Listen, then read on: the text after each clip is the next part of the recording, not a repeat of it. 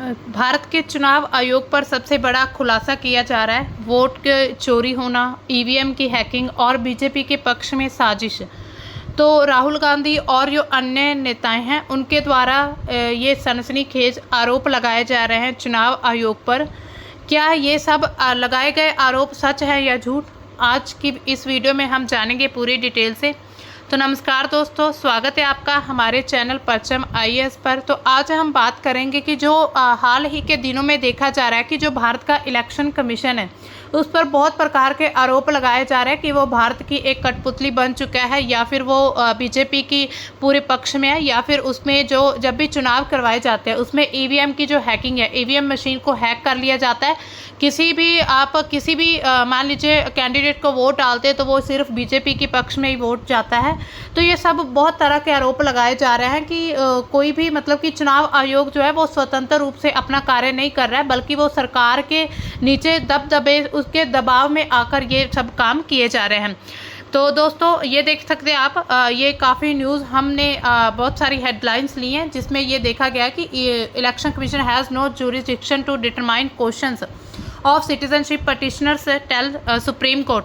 तो इस पर सुप्रीम कोर्ट में भी याचिका दायर की गई थी। हाल ही में जो अभी बिहार के चुनाव होने वाले हैं उसमें SIR यानी कि स्पेशल इंटेंसिव रिवीजन को करने की बात कही जा रही है। मतलब कि जो फिर से जो मतदाता सूची है उसको अपडेट करने की बात हो रही है, और उसमें जो इलेक्शन कमीशन के द्वारा जो वेरिफिकेशन के लिए जो उन्होंने दस्तावेज जारी किए या दस्तावेजों की एक सूची उन्होंने जारी की है, उसमें जो आम दस्तावेज जो लोगों के पास मिल जाते हैं किसी भी उनके प्रूफ के लिए, तो उनको उस लिस्ट में शामिल नहीं किया गया, जिसकी वजह से ये मुद्दा बहुत ज़्यादा गर्मा चुका है। तो सुप्रीम कोर्ट ने भी ये पीछे से ऑर्डर दिया था कि election commission of India to consider Aadhaar, EPIC, ration card और मतलब बिहार वोटर पोल रिवीजन के लिए इन सभी दस्तावेज को अनिवार्य करना होगा। हालांकि पहले वाली लिस्ट में इन सभी को शामिल नहीं किया गया था। तो अब देखिए, एक सवाल ये भी उठता है कि बिहार के अभी चुनाव होने वाले हैं, जबकि चुनाव होने में सिर्फ 2 या 3 महीने का समय बचा है, तो इस समय पर SIR क्यों करवाया जा रहा है? तो ये भी चुनाव आयोग पर एक सवाल उठता है। तो चुनाव आयोग इस बारे में अपना ये तर्क देता है कि बहुत सारे ऐसे वोटर्स होते हैं जिनकी मृत्यु हो जाती है या फिर कहीं वो शिफ्ट हो जाते हैं, मतलब कि डुप्लीकेशन काफ़ी ज़्यादा देखा जाता है वोटर लिस्ट में। तो उन सभी को मतलब कि ट्रांसपेरेंसी करने के लिए, इट मीन्स कि उन सभी से जो वोटर्स अभी नहीं है इस दुनिया में या फिर कहीं और चले गए हैं, उन सभी का नाम हटाने के लिए, मतलब कि रियल में जो असल मतदाता हैं सिर्फ उनको ही लिस्ट में शामिल किया जाए। तो इसके लिए ये सूची अपडेट की जा रही है।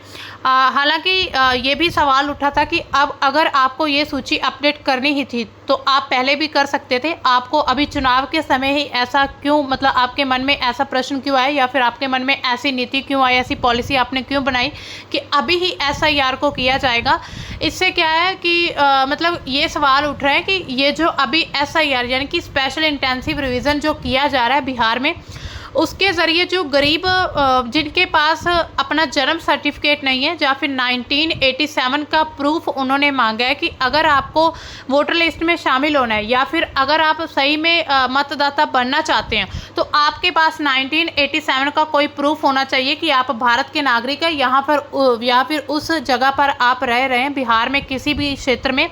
तो इस समय मतलब ये मन में सवाल उठ रहे हैं कि इन सभी गरीब जो मतदाता या फिर जिन भी लोगों के पास अपने प्रूफ नहीं है, खुद को प्रूफ करने के लिए अपना रेजिडेंशियल प्रूफ नहीं है उनके पास, तो उनको लिस्ट से नाम हटाने के लिए ये सब कुछ किया जा रहा है। मतलब कि ये सवाल हमारे मन नहीं, ये मतलब सभी लोगों के मन में उठ रहे हैं या फिर कहीं ऐसे बातें हमें सुनने को मिल रही हैं।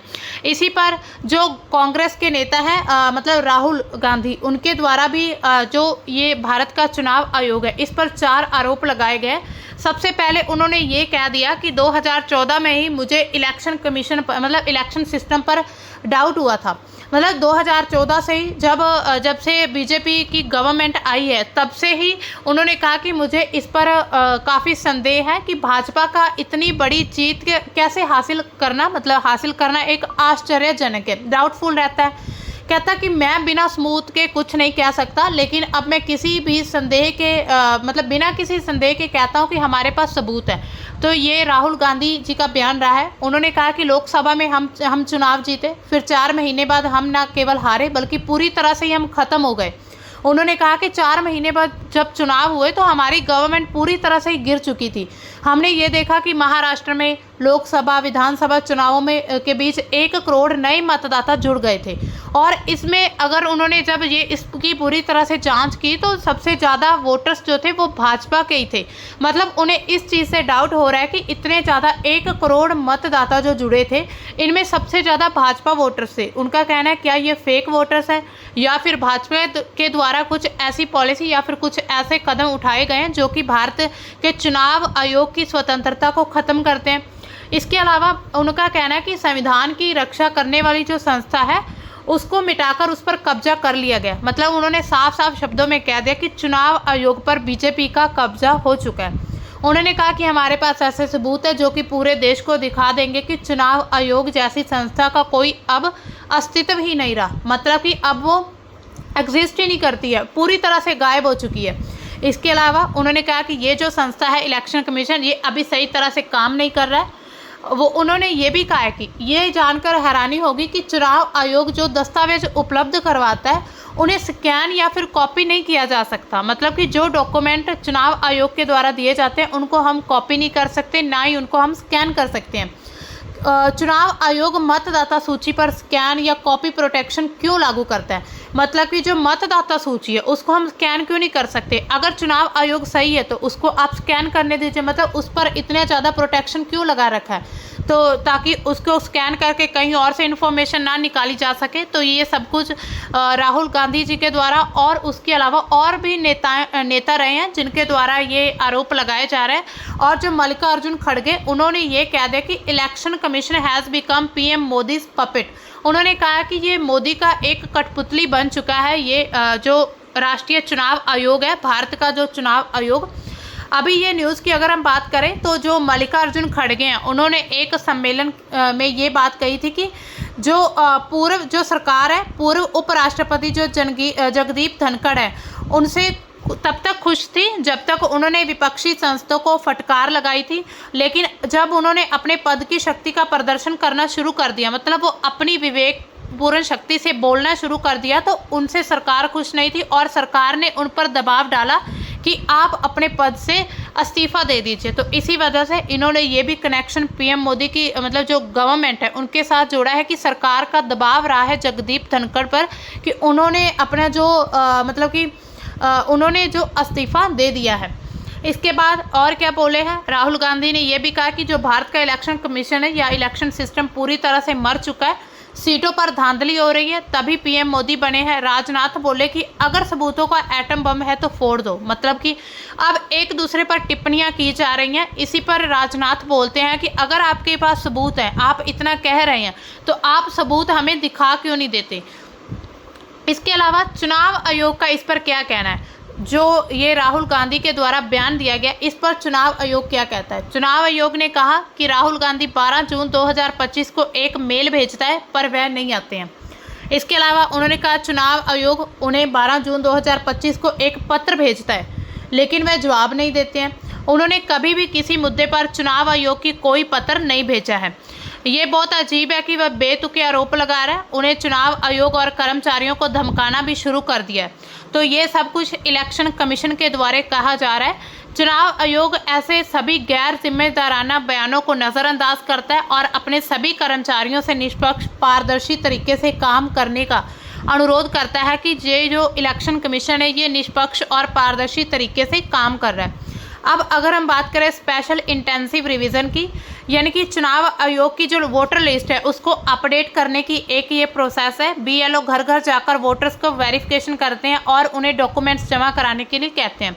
इसके लिए कौन कौन से डॉक्यूमेंट्स लगेंगे जो कि इलेक्शन कमीशन के द्वारा जारी किए गई थी लिस्ट, इसमें पेंशन भुगतान आदेश, जन्म प्रमाण पत्र रहेगा, बोर्ड यूनिवर्सिटी सर्टिफिकेट, वन अधिकार प्रमाण पत्र, राष्ट्रीय नागरिक रजिस्टर जहां पर उपलब्ध हो वहीं पर, सरकार की कोई भूमि मकान आवंटन प्रमाण पत्र, इसके अलावा 1987 से पहले का पहचान पत्र अगर किसी के पास है तो वो भी चलेगा, पासपोर्ट, स्थायी निवास प्रमाण पत्र, जाति प्रमाण पत्र, उसके अलावा राज्य स्थानीय प्राधिकारों का जो तैयार किया गया फैमिली रजिस्टर उसको भी ऐड किया जाएगा। लेकिन इसमें उस समय पर शुरुआत में इसमें राशन कार्ड ऐड नहीं किया गया था, वोटर कार्ड नहीं ऐड किया गया था। हालांकि आप खुद सोच कर देखिए, वोटर कार्ड को ही शामिल नहीं किया गया जिसके लिए जो वोट के लिए काफ़ी ज़्यादा ज़रूरी रहता है। उसके अलावा आधार कार्ड को भी नहीं ऐड किया गया था। इसके बाद से जब सुप्रीम कोर्ट ने इन्हें ऑर्डर दिया तो फिर उसके बाद इन्होंने ऐड कर दिया। इसके अलावा अगर हम SIR के आंकड़े देखें बिहार में, तो वोटर लिस्ट से जो नाम कटने की बात हो रही है वो 65 लाख के करीब बोला जा रहा है कि ऐसे नाम कट दिए जाएंगे जिनका कोई भी अता पता नहीं है, जो भी अभी एग्जिस्ट नहीं करते हैं। इसके अलावा 25 जुलाई तक जो फार्म भरवाने का पहला जो इसका प्रोसेस था या पहला चरण वो पूरा हो चुका है। 99% जो वोटर्स है कवर किए गए हैं। इसमें 7 करोड़ के करीब वोटर्स में फॉर्म मिले और डिजिटलाइज हुए हैं। इसके अलावा 35 लाख वोटर्स का मतलब स्थायी तौर पर उन्हें पता ही नहीं है कि 35 लाख वोटर्स कहाँ हैं। इसके अलावा 7 लाख वोटर्स को एक वोट एक से ज़्यादा जगह पर है, मतलब कि ऐसे वोटर्स भी पाए गए हैं जिनके वोट एक से ज़्यादा जगह पर पाए गए हैं। इसके अलावा 22 लाख ऐसे लोग पाए गए हैं जिनकी अभी मृत्यु हो चुकी और फिर भी उनका वोटिंग लिस्ट में नाम शामिल है। इसके अलावा 1 लाख के करीब वोटर्स को हैं वो उनके फॉर्म नहीं मिले हैं। तो ये सभी आंकड़े हैं। अब देखिए SIR के लिए वोटर्स को क्या करना पड़ेगा, मतलब कि वोटर्स क्या कर सकते हैं, SIR कैसे होगा उनका। वोटर्स को दोबारा वेरिफिकेशन के लिए एक फॉर्म भरना पड़ेगा। पहले ड्राफ्ट रोल में नाम आएगा, फिर ERO डॉक्यूमेंट्स और वेरिफिकेशन किया जाएगा। डॉक्यूमेंट्स जमा करने पर नाम जो है फाइल रोल में आ जाएगा और जिनके ये डॉक्यूमेंट्स देखे जाएंगे उन पर ही मतलब उनका नाम ही वोटिंग लिस्ट में शामिल किया जाएगा। अब देखिए, अगर हम ये बात करें कि ये जो बयान दिए गए हैं नेताओं के द्वारा, जिसमें एक नाम आता है मल्लिकार्जुन खड़गे, तो उन्होंने क्या कहा है कि चुनाव आयोग हाशिए पर पड़े समुदाय और अल्पसंख्यकों से वोट छीनना चाहता है। तो उनका कहना है कि ये जो हाशिए पर समुदाय है, मतलब जिन लोगों के पास ऐसे प्रमाण पत्र या फिर ऐसे डॉक्यूमेंट्स नहीं रहेंगे, उनका नाम लिस्ट में से काट दिया जाएगा, जिसकी वजह से उनका वोट छीनने की बात हो रही है। इसके अलावा उन्होंने अपने एक भाषण में ये भी कहा था कि उन्होंने कहा कि जो ये हाशिए पर लोग हैं या अल्पसंख्यक मताधिकार उनका छीना जा रहा है, जो कि भाजपा के शासन से तंग होकर कांग्रेस को वोट देते हैं। तो उन्होंने साफ साफ कह दिया कि कांग्रेस के जो वोटर्स हैं उनका नाम काटने की बात हो रही है, जिसे वह चाहे वोट दे। अब देखिए, उन्होंने कहा अगर कोई संविधान को कुचल रहा है तो प्रधानमंत्री और भाजपा है। उन्होंने सीधे सीधे आरोप लगा दिए। देश में विचारधाराओं की जो लड़ाई का जिक्र करते हुए उन्होंने कहा कि कांग्रेस संविधान की रक्षा कर रही है जबकि भाजपा उस पर अटैक किए जा रही है। उन्होंने ये भी कहा कि भारत की आत्मा जो है संविधान में रहती है, ये हर नागरिक की ताकत है। संविधान को हर एक नागरिक की ताकत बताया गया, आगे बढ़ने, सम्मान के साथ जीने का अधिकार है। हम हर कीमत पर संविधान की रक्षा करेंगे। तो अब ये उनके द्वारा बयान दिया गया था। इसके अलावा उन्होंने ये भी कहा कि कुछ संवैधानिक चुनौतियाँ भी देखने को मिल रही हैं, उन्होंने ये बात भी कही है। इसके अलावा जो श्री सिंघवी हैं, उन्होंने संघवाद की स्थिति पर बात की है कि अभी ये संघवाद की बात हो रही है और केंद्र सरकार पर गणतंत्र को गुमराह करने के आरोप भी लगाए गए। साथ ही संसद को पुनः प्राप्त करने के लिए आगे के रास्ते सुझाए गए हैं। इसके अलावा धनखड़ के इस्तीफे की बात हुई है कि धनखड़ जो है जगदीप धनखड़, उन जब तक वो बीजेपी के अंडर में काम करते थे या फिर बीजेपी के कहने पर फैसले लेते थे या फिर कांग्रेस के जो नेता उनको फटकार लगाते थे, तब तक सरकार उनको पसंद करती थी। अब उन्होंने जब अपने एक ये जो उनका एक पद था, मतलब जो उनकी एक पोस्ट है, उन्होंने उसका सदुपयोग करना शुरू कर दिया। मतलब कि उन्होंने बिना किसी पक्षपात के सभी नेताओं को फटकार लगाना या फिर सही फैसले लेने शुरू कर दिए, तो सरकार उनको पसंद नहीं करने लगी, जिसके बाद उन्हें उन पर दबाव बनाया गया है और दबाव के चलते ही उन्होंने ये इस्तीफा दिया था। ये शक तभी मतलब यकीन में बदलता है जब ये बात सामने आती है कि सुबह जब जगदीप धनखड़ जी मतलब भाषण में ये कहते हैं कि हम चुनाव के लिए या फिर हम जो भी भारत के लिए बन पाया वो करेंगे, भारत को आगे ले जाने के लिए अच्छे कार्य करेंगे, नीतियाँ बनाएंगे, लेकिन शाम को उनका ये बयान आ जाता है कि वो इस पद से इस्तीफा देने वाले हैं। हालांकि उनकी स्वास्थ्य स्थिति थोड़ी कमज़ोर तो रही है, लेकिन पूरी तरह से हम मान सकते हैं कि अगर उन्हें पहले ही पता होता कि मैं इस्तीफा देने वाला हूं तो वो सुबह ऐसे भाषण में अपनी बातचीत न रखते। इसी तरह सभी जो मतलब नेता हैं उनके द्वारा आरोप लगाए जा रहे हैं। उनके अलावा इसके अलावा और क्या कहते हैं ये जो है मल्लिकार्जुन खड़गे, उन्होंने कहा है कि जो पीएम मोदी हैं उन्होंने संसद में आने के बाद अपने कार्यालय में बैठते हैं, सदन में उपस्थित नहीं होते हैं। मतलब कि जो पार्लियामेंट है उसमें वो सेशन में उपस्थित नहीं होते हैं।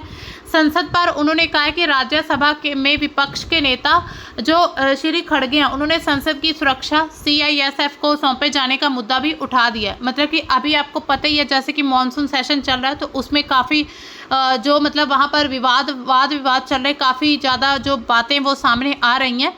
उसके अलावा उन्होंने कहा कि पहले संसद सुरक्षा सेवाएं हुआ करती थी, अब CISF के पास चली गई हैं। जो संसद की सुरक्षा की जो सर्विस है अभी CISF के पास है, जो कि सेंट्रल गवर्नमेंट के अंडर में आती है। हमने पहले कभी सुरक्षा कर्मियों को इस तरह हम पर टूट पड़ते नहीं देखा था, वे हम पर ऐसे दौड़ते हैं जैसे हम आतंकवादी हों। तो उन्होंने ये कह दिया कि जब CISF का सेंट्रलाइजेशन किया गया है तो उसके बाद से अभी ये जो CISF है जिसकी पार्टी चल रही है अभी सत्ता में, उसको छोड़कर बाकी सब नेताओं पर काफ़ी ज़्यादा मतलब कि उन पर भड़कते हैं या फिर उन पर ऐसे टूट पड़ते हैं या फिर ऐसे बातचीत करते हैं जैसे वो आतंकवादी से बात कर रहे हों। तो इसी तरह अब अगर हम बात करें, हालांकि ये सब मुद्दे चलते रहे, अब कौन कौन से ये आरोप लगाए गए हैं तो उससे पहले हम बात करते हैं चुनाव आयोग के बारे में। इसकी स्थापना 25 जनवरी 1950 को होती है। इसका मुख्यालय नई दिल्ली में। राष्ट्रीय मतदाता दिवस 25 जनवरी को मनाया जाता है जब इसकी स्थापना हुई थी। अब इस पर आरोप क्या क्या लगाए गए हैं इसके बारे में हम थोड़ा देखते हैं। इसके ऊपर वोट चोरी करने का या फिर मतदाता सूची में हेर फेर करने का आरोप लगाया गया। बिहार में अभी जो इलेक्शन कमीशन ऑफ इंडिया, उन्होंने कहा कि SIR के दौरान लगभग 56 लाख मतदाता या तो मृत पाए गए या फिर स्थायी रूप से कहीं और जगह पर चले गए। कई स्थानों पर पंजीकृत थे, मतलब कि डुप्लीकेशन था वोटिंग में, जिससे मतदाता सूची की अखंडता पर सवाल उठे थे। इसके अलावा अवैध मतदाताओं के मुद्दे पर गृह मंत्री अमित शाह की जवाबदेही की मांग की गई है कि जो अवैध मतदाता हैं उन पर जवाबदेही की जाए। इसके अलावा निष्पक्षता पक्षपात के आरोप लगाए जा रहे हैं। सत्तारूढ़ भारतीय जनता पार्टी जो उसके पक्ष में काम करने के आरोप लगाया जा रहा है। राहुल गांधी ने दावा किया कि बीजेपी को लाभ पहुंचाने के लिए मतदाता सूची में हेरफेर किया जा रहा है। इसके अलावा नरेंद्र मोदी और अन्य बीजेपी नेताओं द्वारा आदर्श आचार संहिता के उल्लंघन को नज़रअंदाज करने का भी आरोप लगाया कि इन्होंने आचार संहिता जो है उसका उल्लंघन किया है। जैसे कि मोदी की सेना टिप्पणी और मिशन शक्ति भाषण, तो उन्होंने जो कहा था मोदी की सेना, ये टिप्पणी और मिशन शक्ति भाषण के जरिए ये आरोप लगाए गए। इसके अलावा EVM और VVPAT पर भी विवाद हुआ है। इलेक्ट्रॉनिक वोटिंग मशीन जो है इसकी विश्वसनीयता पर विपक्षी दलों ने सवाल उठाए हैं। 2024 में जो इलेक्शन कमीशन ऑफ इंडिया द्वारा मतदान प्रतिशत जो रहा था 5.5 से कुछ 6% के करीब था। इसकी वृद्धि की रिपोर्टिंग को काफ़ी डाउटफुल माना गया है और जिससे इसकी पारदर्शिता पर भी सवाल उठे हैं। विपक्ष ने EVM डेटा और VVPAT रिकॉर्ड के बीच अधिक क्रॉस चेकिंग की मांग की कि इन चीज़ों को क्रॉस चेक किया जाना चाहिए, लेकिन इलेक्शन कमीशन ऑफ इंडिया ने इसे गैर ज़रूरी बताया कि ये सब करने की ज़रूरत नहीं है।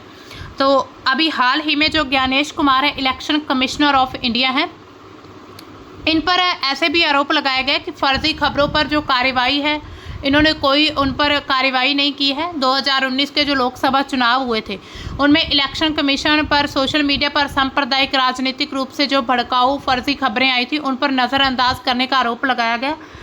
ECI ने केवल अपने बारे में गलत सूचनाएं जैसे कि EVM चोरी या फिर हैकिंग पर ध्यान केंद्रित किया था, जबकि व्यापक गलत सूचनाओं को संबोधित नहीं किया गया कि जो असल में गलत सूचना थी उन पर ध्यान ना देकर EVM की हैकिंग पर सवाल उठाए गए या फिर उन पर ध्यान दिया गया।